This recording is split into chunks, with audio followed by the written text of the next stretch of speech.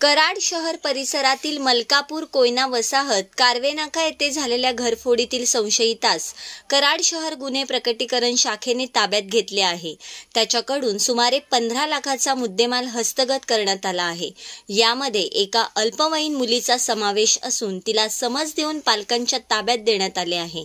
यशवंत काटवटे असा अटक करण्यात आलेल्याचं नाव आहे। याबाबत पोलिसांनी दिलेल्या माहितीनुसार कराड शहर परिसरात फेब्रुवारी ते जुलै महिन्याच्या दरम्यान मलकापूर कोयना वसाहत कारवेनाका परिसरात जबरी घरफोडी झाल्या होत्या।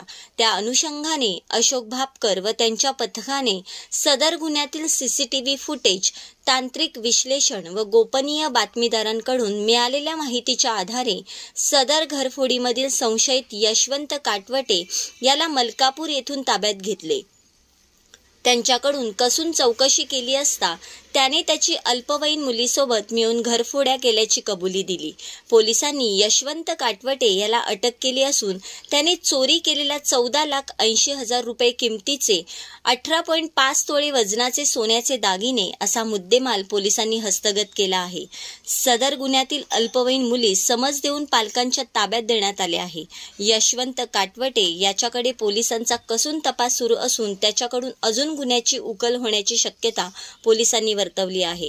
द बेस्ट टीम शहर अंतर्गत ज्या काही घरफोड्या झाल्या होत्या त्यातल्या घरफोड्यांच्या तपासासंदर्भाने कराड पोलीस हे शोध घेत होतं आणि त्याच्यामध्ये तांत्रिक तपास, सीसीटीव्ही फुटेज याच्या आधारे यशवंत काटवटे या आरोपीला अटक करण्यात पोलिसांना यश मिळालेलं आहे।